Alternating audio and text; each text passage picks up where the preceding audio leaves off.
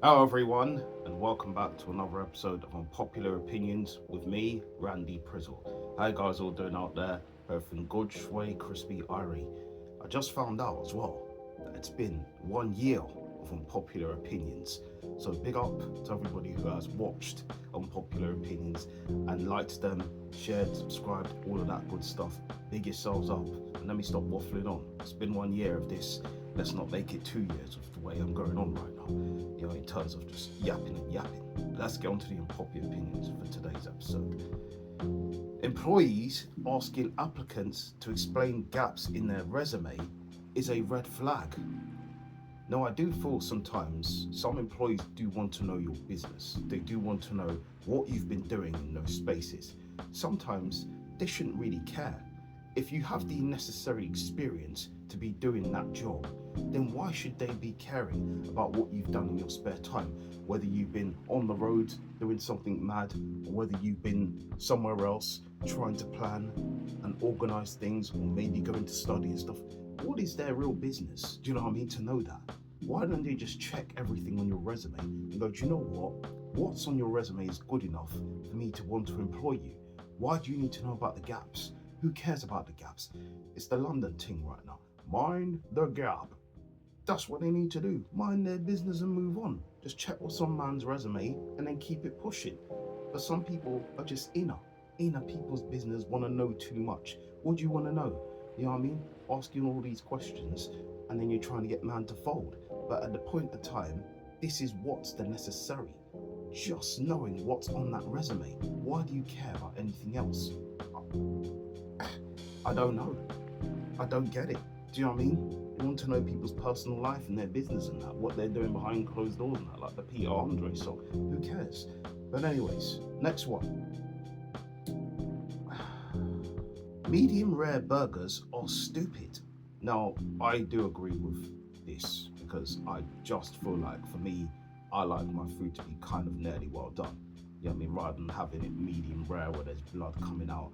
It doesn't make any sense to me. Why do you want to eat bloody meat? Do you know what I mean? That's too bloody and the blood's going everywhere.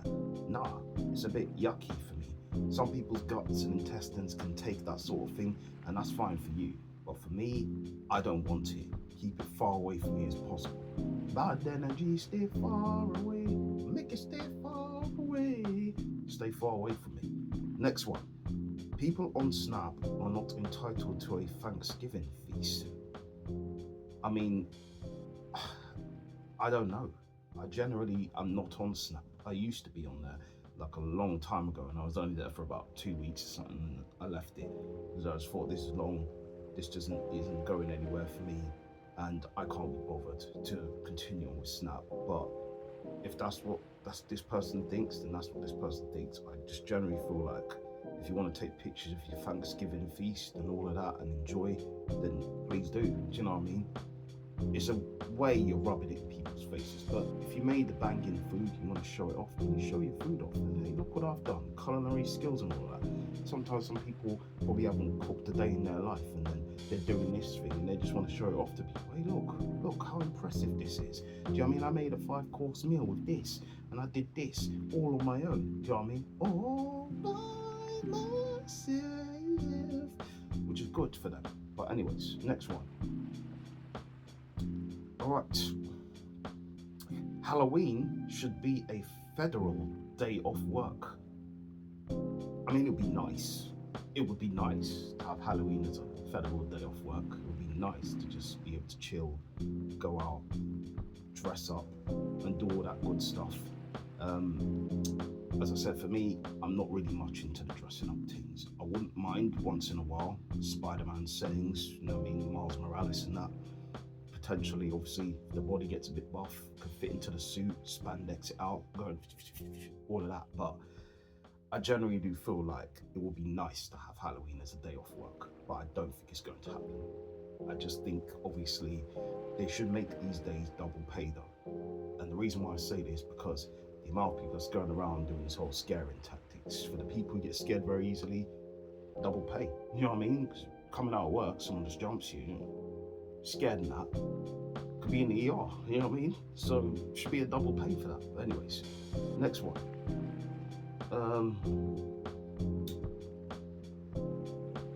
Cleaning products should only be shipped with the active ingredients.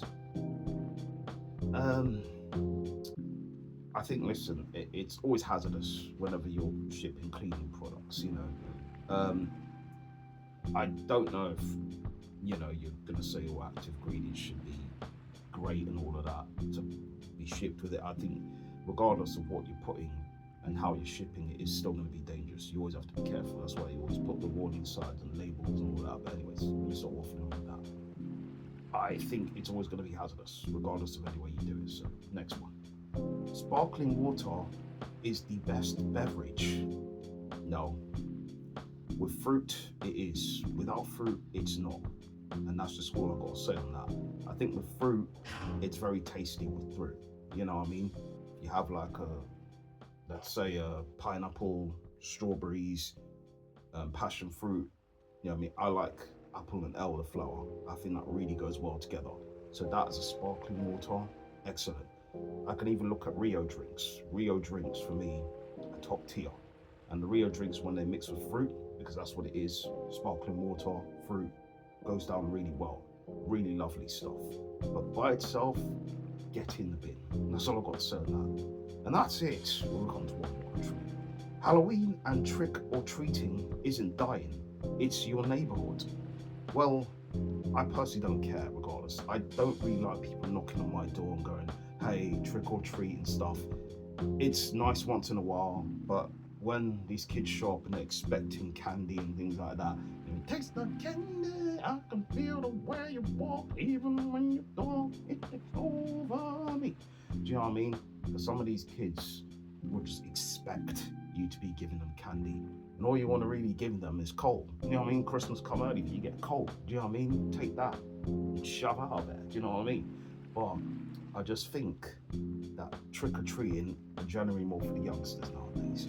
Cool, as I said, going to a place, if there's a lot of adults there dressing up, seeing their gear and how they look, and that's nice.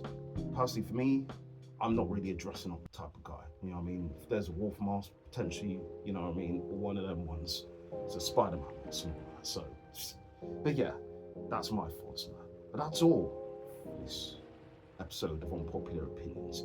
Till next time, I'll give my opinions and I'll react later on. But before that, big yourselves up, subscribe to the channel, tell your people all about Randy Prizzle. 1 year of Unpopular Opinions. It's been good times. But anyways, give my opinions, I'll react later on. Let's go. Spider-Man.